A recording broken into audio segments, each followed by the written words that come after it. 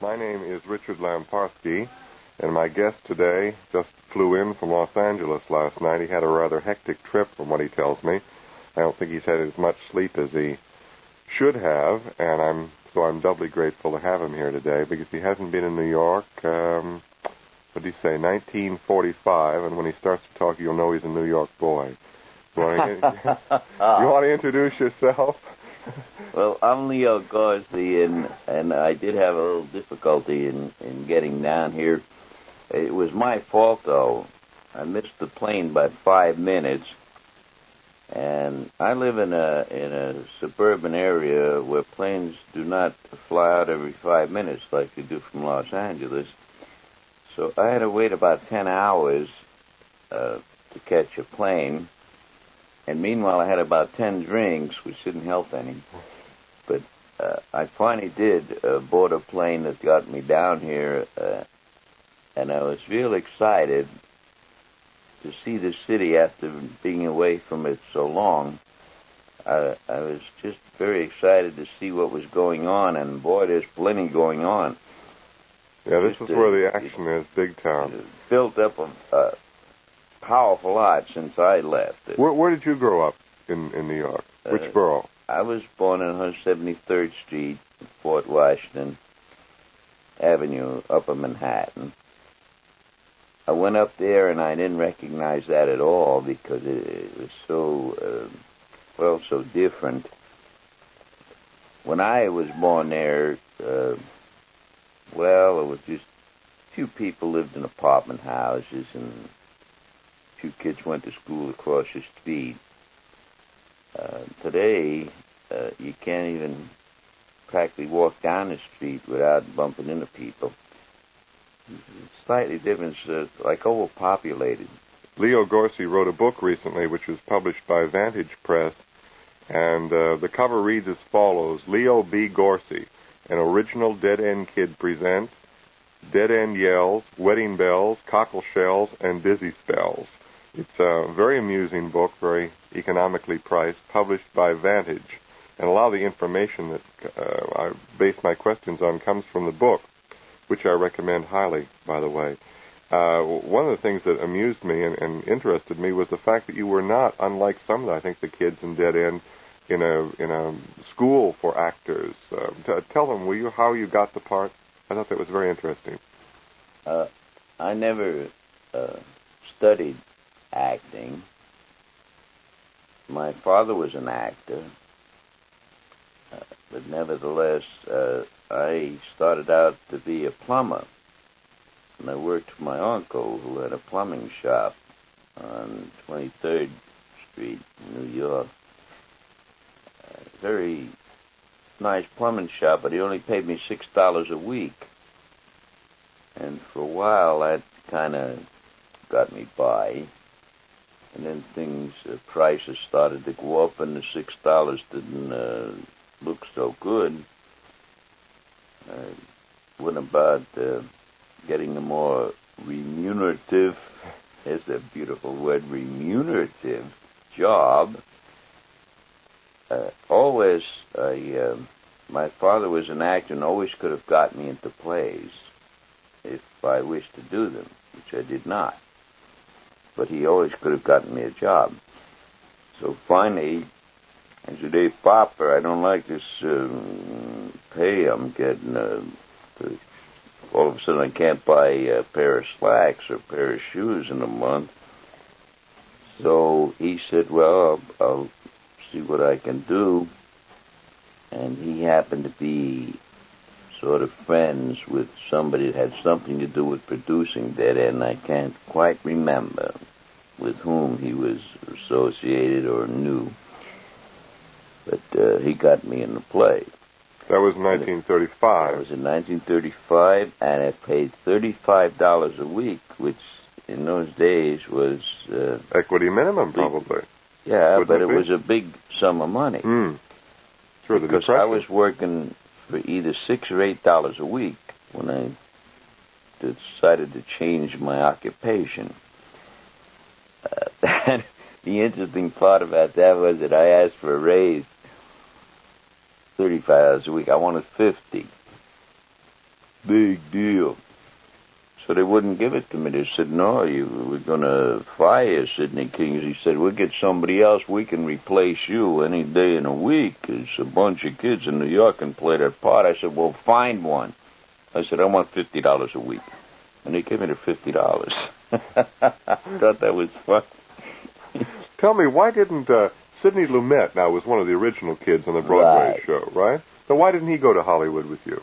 Well, Sidney Lumet, today, incidentally, is a very famous director. One of the best, yeah.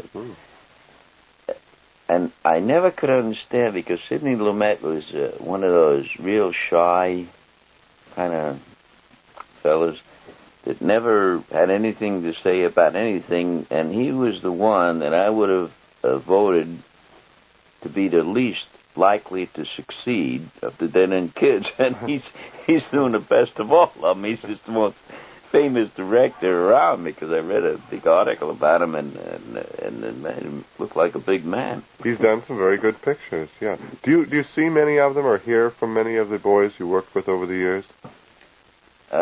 Not really. We never were as friendly as most people think we might have been.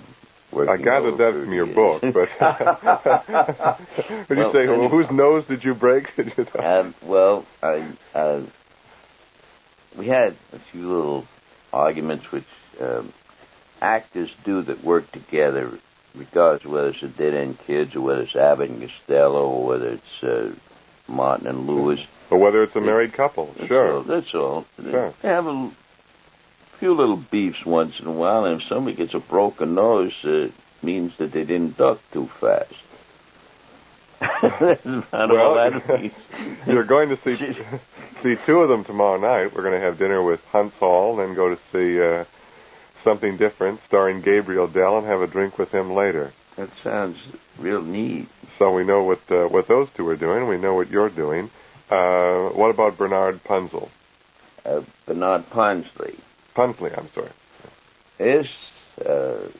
This is the most startling the career of a dead-end kid.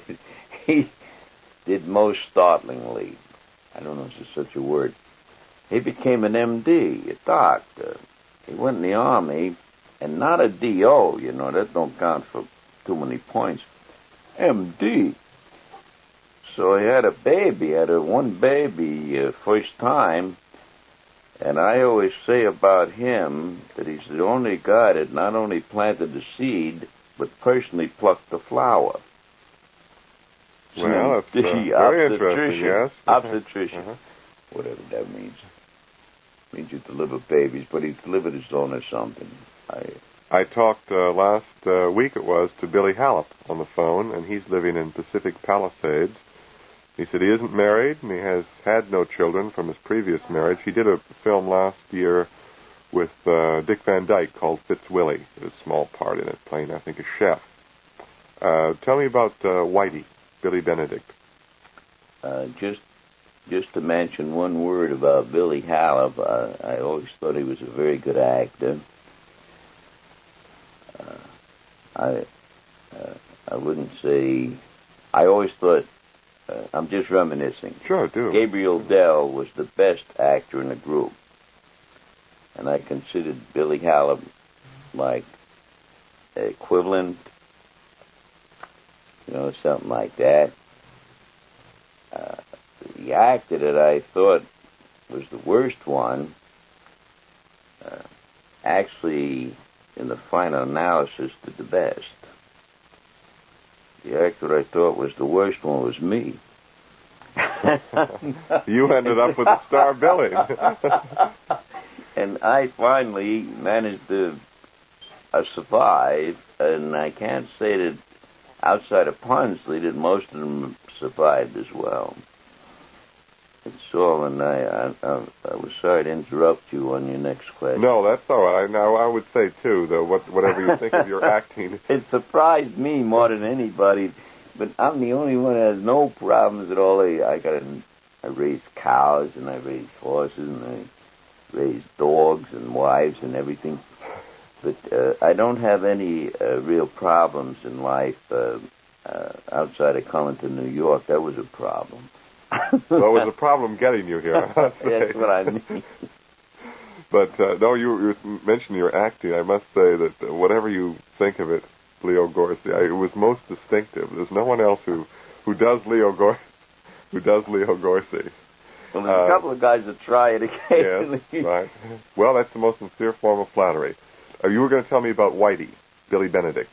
Oh, What's he Billy doing? Benedict actually was the nicest, really, one of the nicest fellows I ever worked with. He never did much in the pictures, but he always was, well, I don't know, he just was nice. Everybody else would be groaning and griping, too early to work, too late to work, you know how actors gripe.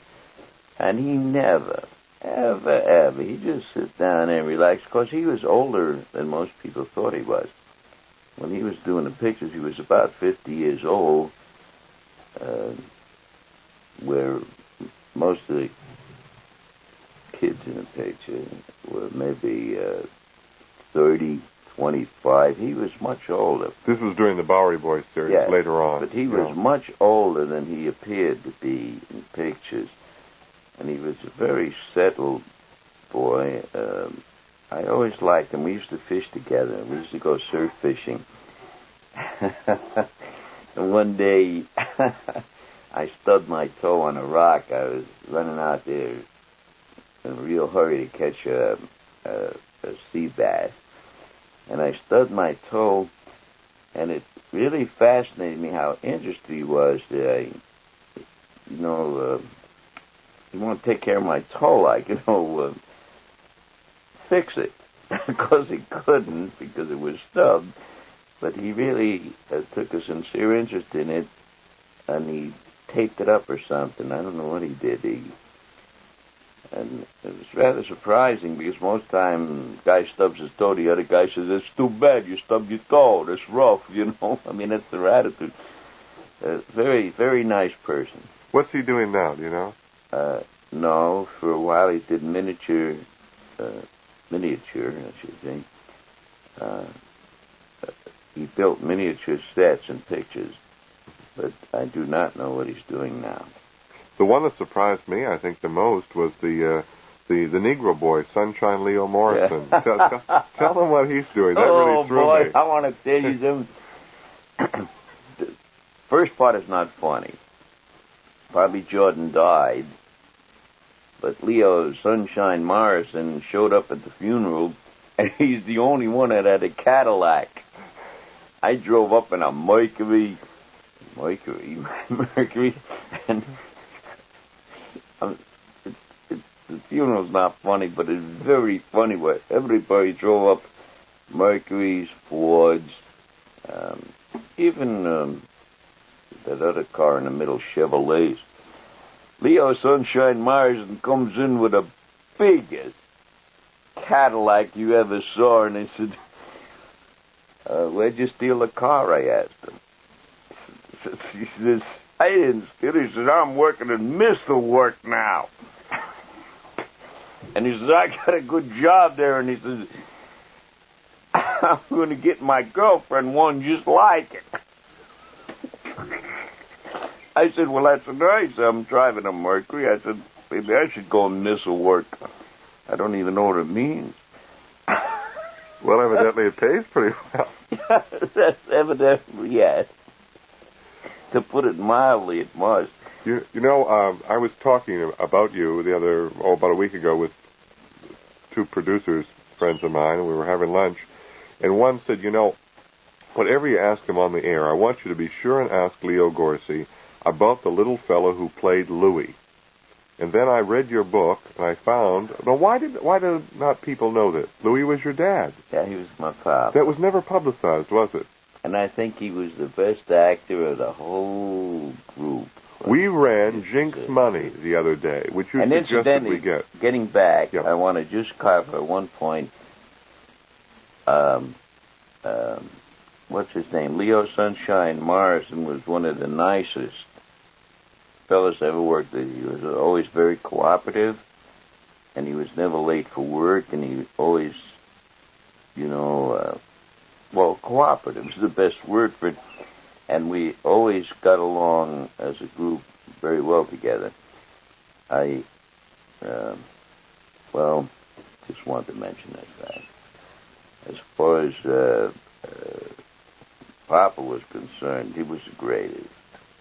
He was in Neighbor's Irish Rose in about 1926 or 1924, and it was one of the longest-running plays on Broadway. And he played the starring role in Neighbor's Irish Rose. Incidentally, I'm come from a mixed family. Your mother's Catholic, I believe. Russian Jew and Irish Catholic. Well, that's about as mixed as you can get, without trying too hard. But Papa was a good actor. He just was a good actor. It's too bad he got killed in an auto accident. It was not a natural death. He made a mistake of hitting a car head on and got killed. Yeah, we ran. It was called Jinx Money. Remember, I spoke with you on the phone in your ranch in Los Molinas, and I said, which film would you suggest? And you gave me a couple of suggestions, and we got Jinx Money from Allied Artists, and two fellows and I ran it. And the first person they commented on was, they said, the little guy who ran the candy store, Louis. Find out about him. He was too funny for one reason. He didn't have too much to say in the early pictures. And one day, and if you could see this, he was a little man. And he's facing a bunch of big men. And one day he said, I want to tell you, fellas, if you don't give me more to say and more to do, I'm quitting.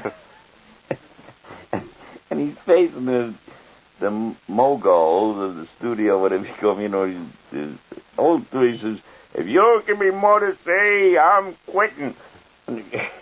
Quitting what? He wasn't doing anything at that time. I just thought that was funny. He says, I'm leaving. How did you fellows fare on the Hollywood social scene when you got out there? Were you invited to Norma Shearer's parties? No. I went to only one big party. I really didn't like it, if you want to know the truth. Not that I'm a big judge of parties, but kind of when I go to a party with a girl, I expect the girl to stay sort of side by side, and most parties, they don't do that. They kind of spread out the action, and I don't want to sound old-fashioned or anything, but I didn't approve of it. You told a story in your book, which I'll give you a cue to, and I wish you would tell it because I can't the way you wrote it. It's a story about the time you got the gun, and you shot, you were looking for something to shoot. Martha Ray is involved in this story. Would you tell that story? Well, I bought I was the treasurer of the outfit, and we used to get paid in cash, about $4,000 a week. Cash, that's a bunch of cash. So I decided, in case somebody wants to try to crash the cash, I should have a gun. So I went and bought a gun. And I wanted to see if this gun worked. After I bought it, I wanted to see if it's going to work. So I went in the dressing room, and incidentally, this was on tour with 4 of the children, I say now, because then they were children.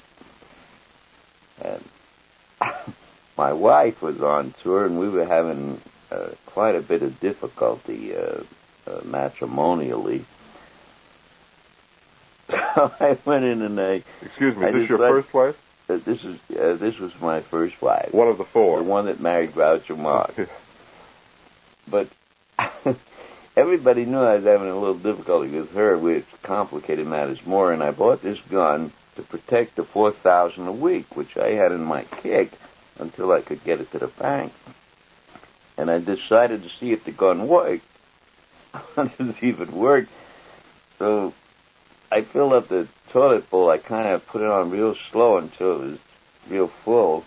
And I shot the gun into the toilet bowl, and it kind of cracked it in various and sundry waves. But everybody else came running, and they thought I shot my wife. They figured I shot Kate. So then I said to him, get some glue and put this toilet bowl back together again. Because you being a plumber, you would know how. No, I told the kids to get some glue and we put the toilet bowl back together again. And we did. Well, we didn't do such a good job because Monterey came in the following day and we left. And her act was going on, and obviously she used the thing, and it fell down and cut her up various and sundry places, and she tried to sue me, but she couldn't find us because we were gone by then. We were on the road. That would be an interesting case to hear at court. She still talks about it to this day. She makes a big deal out of that. Very, very, very wonderful woman, by the way. Yeah, she's a very funny woman. Yeah, I guess you didn't think that was very funny. So she's for a star, she's real nice. Some stars aren't. Carol Lombard was one of the nicest stars with whom I didn't work, but the same studio. And Ann Sheridan was probably the most. She was the most. One day, Ann Sheridan had a dental appointment.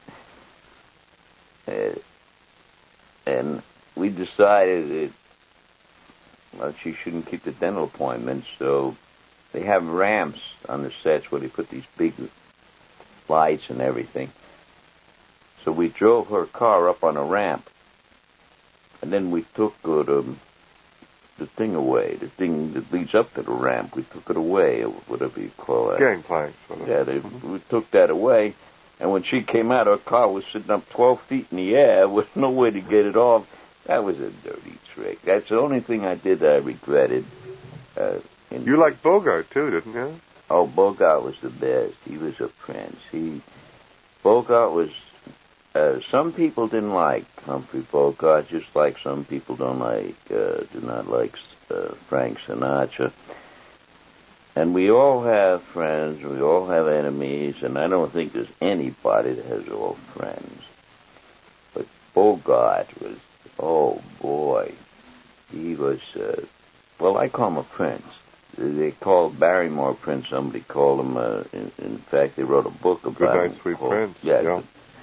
But Bogart was the nicest. He occasionally, got in a little trouble with drinking, which everybody drinks does. But he was a very, very nice person. Where do you keep your... I like your hat you're wearing today, but I was wishing you'd bring your famous hat. I understand it's done in bronze. It's funny about his hat. I walked into a bar around the corner. They wouldn't even serve me a drink. They looked at this Western hat, and they said, oh, he must be drunk wearing that hat. I imagine that's what... I'm just presuming that's what he thought, because he wouldn't serve me a drink. So, is the famous one really done in bronze? The one you wore in all those pictures? The original was in Adams. If you want to publicize Adams, it was in Adams. But the way I got it was rather odd. One day, I was wearing that little, it was a little felt deal that I wore in Dead End, with holes in it and everything like that. I think they call them devil's caps. Yeah. Because I had one, sure. All right, so one day... Not as nice as yours, I lost it. So the prop man had this beautiful Adams hat on, the Adams hat, and I said, can I borrow that for a minute? I borrowed it for 30 years. He never got it back. Well, it was most distinctive. You were called Spit originally. That was the character name, right? Spit was the original. Then what were you called in Bowery Boys? Was it the same? Well, they changed the name several times. I can't quite remember some of them. Probably the most, the one that people remember the most was Muggs McGinnis. But I had a name before that I can't quite remember. Oh, Slip Mahoney.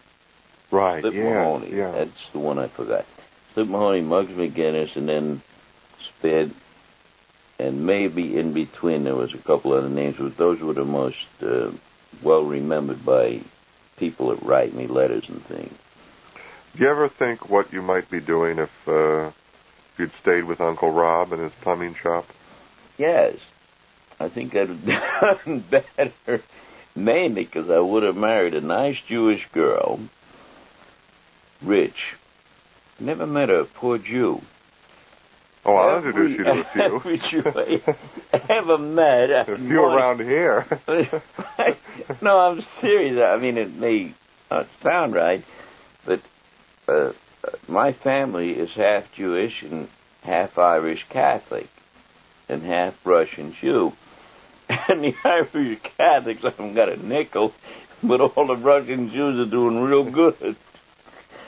They own half of New York, I think. Well, now you said in your book you're looking for a nice Catholic girl.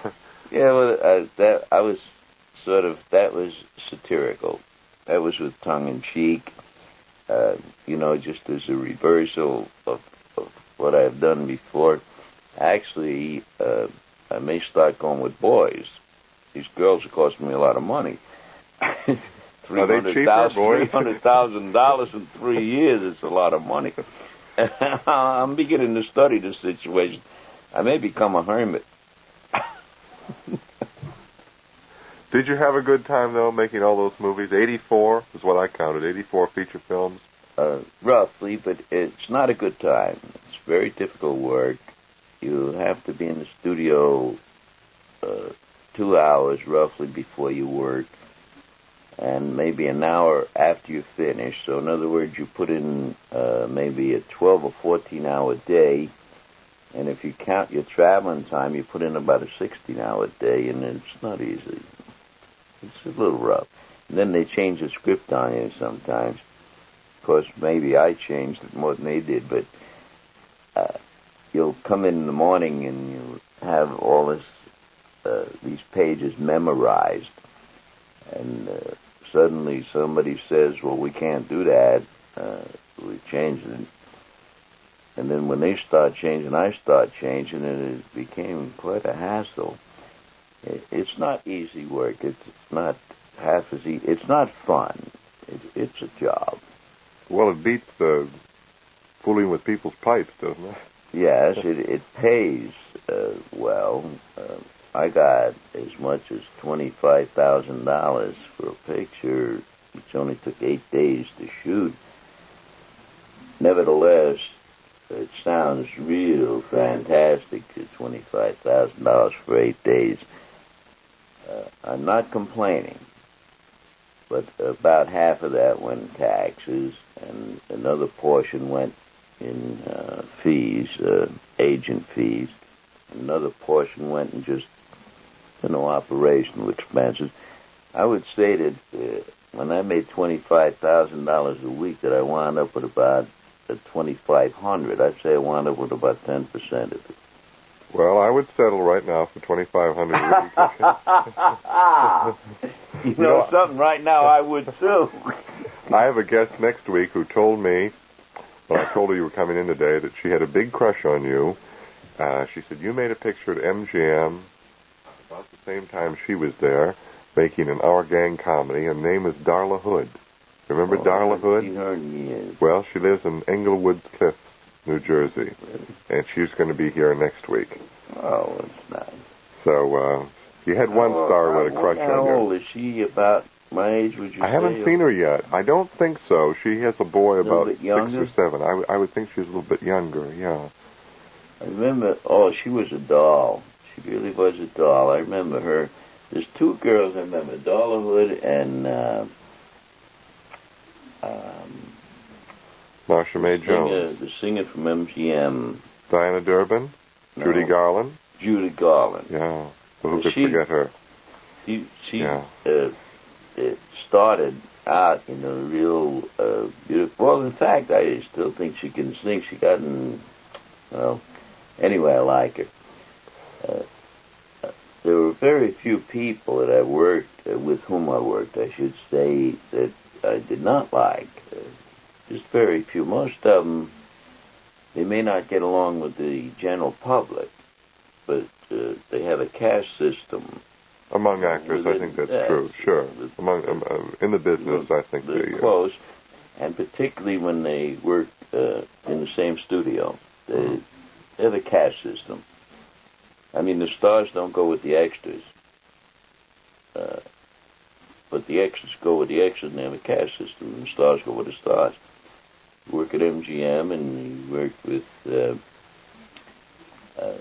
say, Spencer Tracy. Unfortunately, I guess he died. Habit. Some people have a habit of dying. But Spencer Tracy, and he would go with 4 or 5,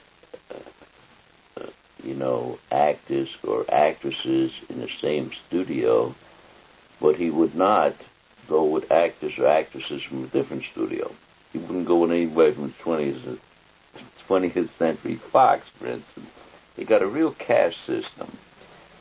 Guys from MGM go with the guys from MGM and the girls from MGM.